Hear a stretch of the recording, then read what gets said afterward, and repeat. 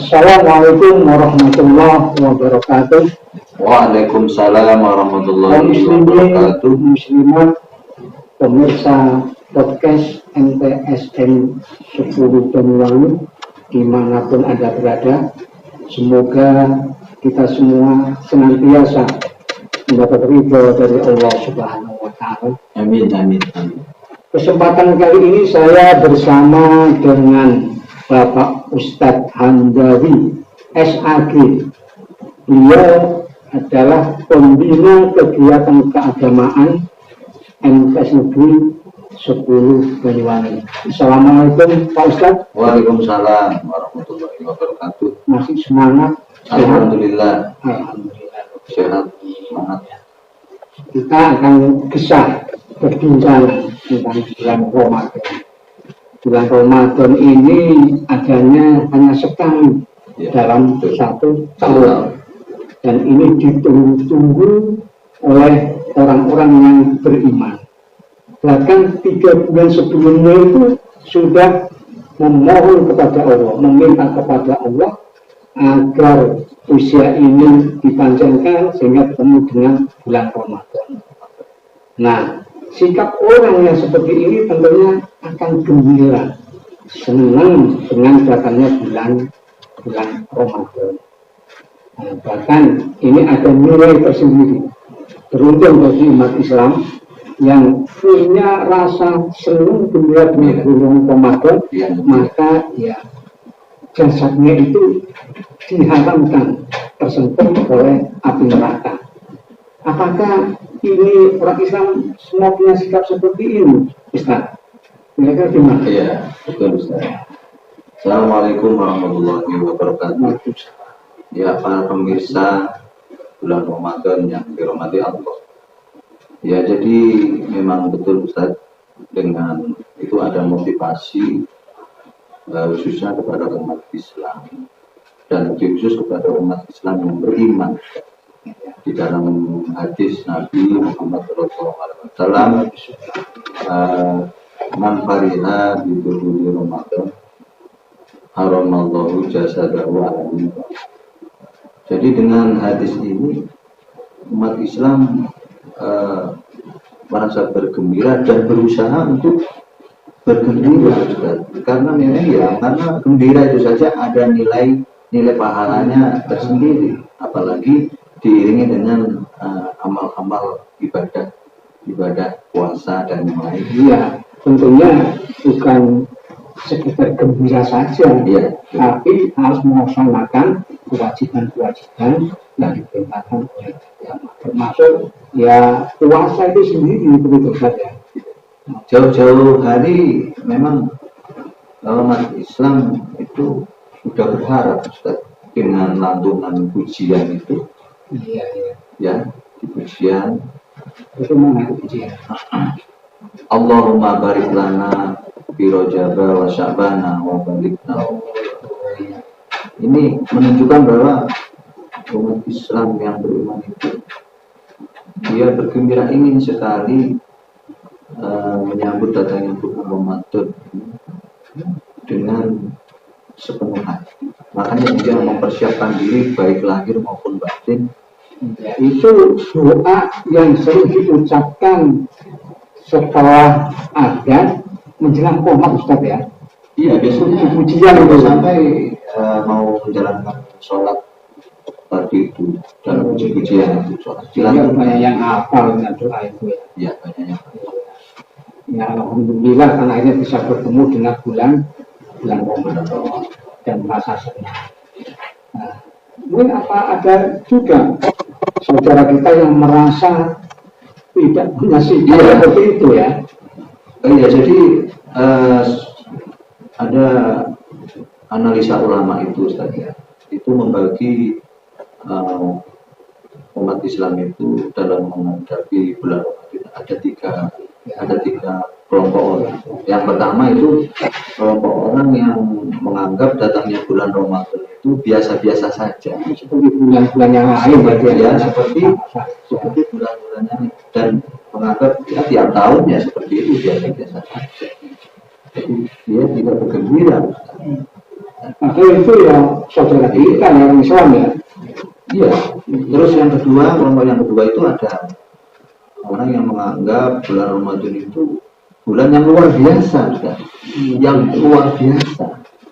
Sehingga dia merasa gembira tadi iya, luar biasa di dalam bulan Ramadan itu. Bulan yang luar biasa, yang istimewa. Karena juga ya ada yang kelompok orang yang menganggap justru menyusahkan bulan Ramadan. Ada enggak ya? Kira-kira wah ini gara-gara bulan Ramadan ini jadi iya. Jadi ada lagi yang ketiga itu, Ustaz. Kelompok yang ketiga itu yang menganggap bulan Ramadan itu jadi beban. Jadi beban. Yang biasanya dia di siang hari makan, dia terus lalu berpuasa tidak makan, terus dibatasi waktu makan, tidak boleh makan mulai terbit matahari sampai terbenam matahari. Itu merasa jadi beban ya. Dan dia gelisah.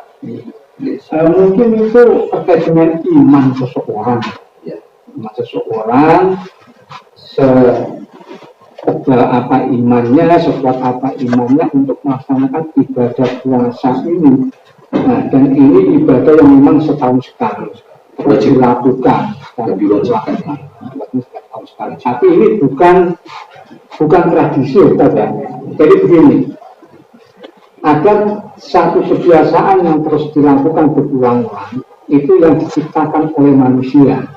Nah, seperti budaya, ya, berulang-ulang.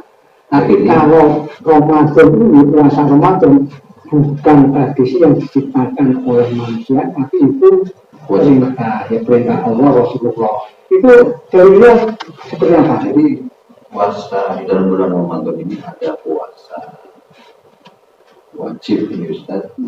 Karena di dalam Al-Quran sudah jelas diperintahkan di dalam surat Al-Baqarah ayat 183. Bismillahirrahmanirrahim. Ya ayyuhalladzina amanu kutiba alaikumussyam kama kutiba alal ladzina min qablikum la'allakum tattaqun. Ini jadi jelas ini Allah sudah memerintah. Suaranya kok bikin adem ya. Enak didengar ini. Apalagi nanti kalau ada puasa masuk semangat. Iya. Memang bisa menenangkan hati. Al-Quran itu lah, Fatma'inul ya. Terus bagaimana kandungannya itu? Jadi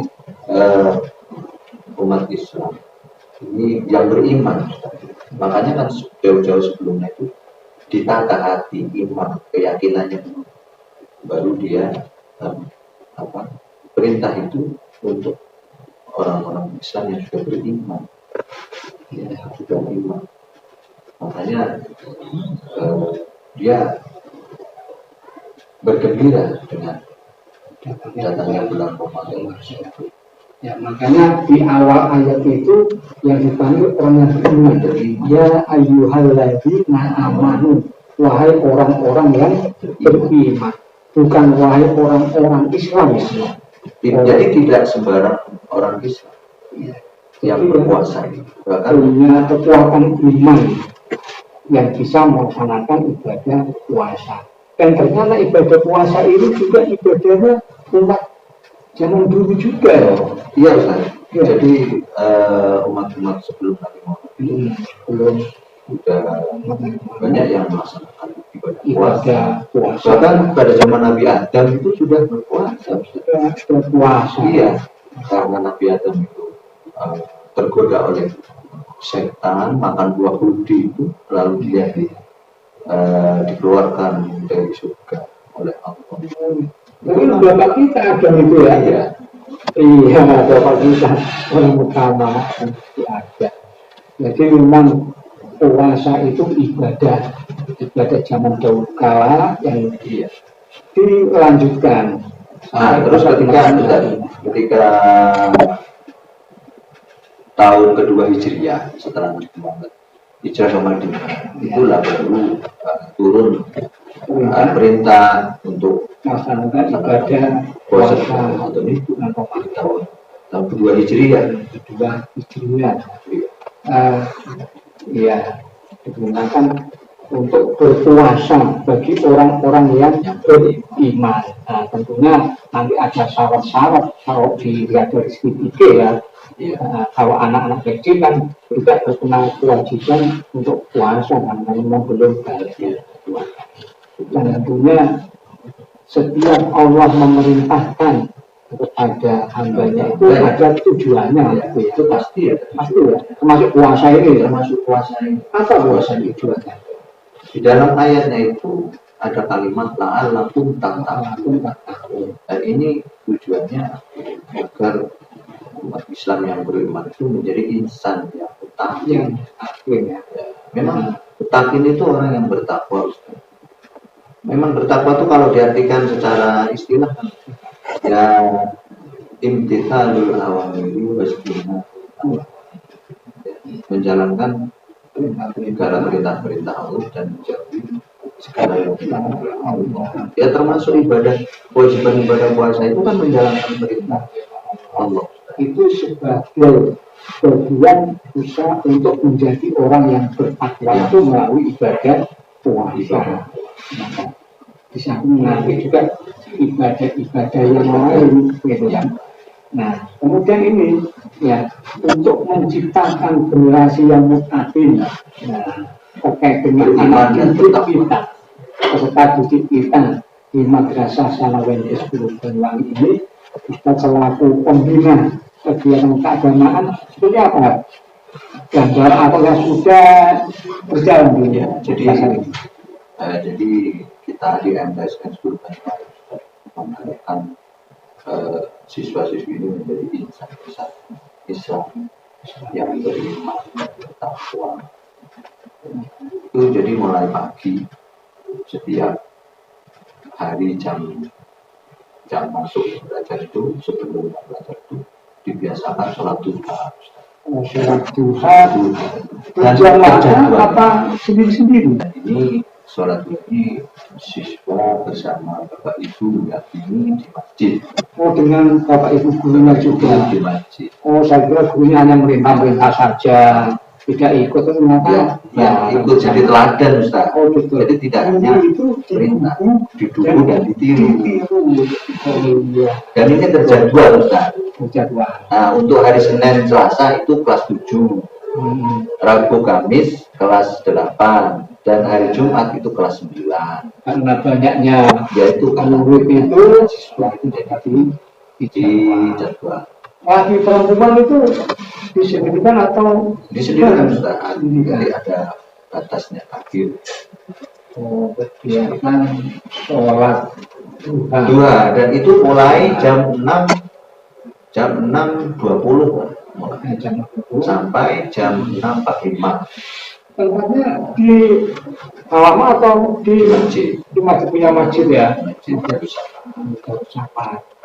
Kemudian jam 6.45 anak-anak kemudian diarahkan masuk ke ruang kelasnya masing-masing untuk mengikuti kegiatan keagamaan. Berikutnya ada lagi Ustaz yang berupa bimbingan membaca Al-Quran. Bimbingan membaca Al-Quran. Nah ini terjadwal juga masing-masing kelas karena diharapkan siswa-siswi MTSN 10 Banyuwangi ini setelah lulus diharapkan bisa membaca Al-Quran semuanya. Jangan sampai ada yang tidak bisa baca Quran. Inilah yang jadi harapan ya orang-orang tua yang anak sini, supaya anak bisa ngaji, bisa baca Al-Quran dengan baik. Maka ada program bimbingan baca Quran tiap pagi ya Pak. Dan ini sudah berjalan 2 tahun ini. 2 tahun ini ya. Berarti sudah nampak hasilnya. Ya, sebelumnya hanya pembiasaan baca Quran gitu saja. Tapi 2 tahun belakangan ini diadakan bimbingan, memang dibimbing anak-anak bisa membaca dengan lancar dengan benar. Termasuk di bulan Ramadan ini juga masih berlangsung bimbingan baca Quran. Nah, jadi iya, di kegiatan Ramadan ini juga ada kegiatan pondok Ramadan, Ustaz. Dan di dalamnya juga diisi dengan materi bimbingan membaca Al-Quran. Begitu pentingnya, Ustaz. Iya. Al-Quran. Dan banyak pahalanya kan. Baca Al-Quran satu huruf saja pahalanya guru ya. Nah, itu kalau dihitung banyak sekali ya. Tiap lagi anak ngaji. Kalau berbicara tentang kegiatan keagamaan berikutnya, Ustaz, masih ada lagi tuh. Nah, sebenarnya ini untuk bimbingan baca Al-Quran, tekniknya bagaimana? Metodenya? Jadi bimbingan baca Al-Quran ini di awal-awal tahun ajaran itu diseleksi dulu, Ustaz. Diseleksi, nanti akan diketemukan anak yang belum bisa dan yang sudah bisa. Jadi seleksi anak suruh baca Quran untuk mengetahui mana yang belum bisa dan mana yang sudah ya bisa. Bagi yang belum bisa ini nanti disendirikan di kelas, namanya kelas pra Al-Quran. Dan ini dibimbing oleh pembimbing yang sudah ditunjuk. Metodenya apa? Untuk kelas 7 itu ada satu kelas Al-Quran itu dibimbing oleh Nurul Hidayah, namanya digunakan tilawati. Itu tilawati. Kalau di kelas 8 itu ada satu kelas pra Al-Quran itu dibimbing oleh Nurul Hidayah. Biasa. Dengan metode Iqra. Iya, tidak ada yang huruf Al-Quran. Ya harapannya seperti ini. Sampai Al-Quran. Ya, masyarakat nggak usah ragu-ragu. Ya. Kalau mau menekan anaknya ke MTS, insya Allah pasti dijamin bisa baca Al-Quran dengan baik.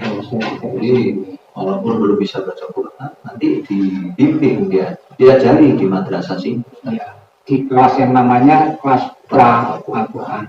Itu yang sudah bisa baca Quran. Untuk yang sudah baca Quran, ini juga tetap dibimbing untuk ditingkatkan, memperbaiki kebenarannya, makrojnya, tajwidnya, fasohahnya gitu. Terus kemudian Ustaz nanti ketika naik ke kelas 9 itu diadakan istilahnya kelayakan yang akan diberi sertifikat antara uji kompetensi membaca Al-Quran sebagai syarat kelulusan. Ya, kalau belum bisa baca Quran tidak di lulusan dulu saja, harus bimbing lagi sampai bisa membaca Al-Quran. Karena programnya luar biasa. Alhamdulillah. Mudah-mudahan berkah bahwa manfaat pada sekitar umat Islam ini dengan adanya bimbingan baca Al-Quran. Dan mungkin barangkali untuk yang sudah lancar, yang punya hobi senang menghafal Quran, apa ya? Jadi ada juga Ustaz kelas anak-anak yang ingin menghafal Al-Quran itu juga disendirikan seperti namanya kelas tahfidz. Kelas tahfidz itu Quran. Sejauh ini paling banyak sudah hafal berapa juz? Insya Allah ada 15, ada 17, 15. Ya. Kalau yang juz 30 ya banyak kan. Oh ya, juz yang ke-30 bukan juz ya. Juz ke-30. 30. Dan 30 juz. Bukan 30 juz ya. Kalau salah ngomong ini wah. Ya. Nah, pasti ini gurunya juga hafal Quran ya. Gurunya mesti hafal Quran, muridnya juga. Iya, gurunya. Iya, Hafidh. Iya. Kalau bisa itu lokal. Juga ada kelas mahad Ustaz. Anak-anak disikan madrasah ini punya mahad ya. Punya pondok pesantren, punya mahad bersama putra dan putri. Itu ketika di kelas itu juga disendirikan Ustaz. Kelas mahad. Tentunya yang dimasuki pelajaran agamanya ya tambah ya, berarti ada tambah. Ilmunya tambah, referensinya tambah, bacaannya ya tambah juga. Itu nanti mahad ini. Terus kemudian sholat duhur berjamaah ini juga menjadi kebiasaan keagamaan juga. Ya. sholat duhur, sholat asar berjamaah di masjid, didampingi oleh bapak ibu. Terus sholat Jumat juga di madrasah ya juga sholat Jumat. Nanti Bilal itu Bilalnya membiasakan anak-anak dari anak-anak tidak dibimbing dari Bilal, jadi apa bukan motifnya bapak guru ya. Khotibnya itu guru agama apa guru yang punya utamanya guru agama dan guru-guru yang dibilang mampu ya. Itu mengenai kegiatan agama Ustaz. Terus di madrasah juga mungkin yang berikutnya jadi selama Ramadan itu Ustaz, memang ada juga orang Islam yang beriman itu yang mengabaikan ibadah puasanya karena menganggap puasa itu dianggap hanya menahan makan dan minum aja. Ya. Tetapi hatinya ini kadang tidak dijaga, ucapannya ini. Ya. Cukup konkret ya, cukup konkret kita mengadakan kegiatan keagamaan dan rangka untuk membentuk peserta didik atau generasi Islam yang mutakin beriman dan bertakwa sehingga ini memang masuk pada visi misi madrasah. Terima kasih luar biasa program-programnya dan juga berjalan, semoga semakin baik, semoga semakin banyak membawa barokah manfaat untuk kehidupan umat Islam dan bisa kehidupan sehari-hari diamalkan di rumah masing-masing. Demikian kisah Ramadan, bincang-bincang dengan pembina keagamaan Madrasah Banyuwangi, dan pada kaum muslimat jangan ragu lagi kalau mau menyekolahkan anak tak perlu Banyuwangi, insya Allah lulus dijamin bisa membuat Al-Quran dengan baik dan berakhlak. Amin ya rabbal alamin. Wassalamualaikum warahmatullahi wabarakatuh. Waalaikumsalam warahmatullahi wabarakatuh.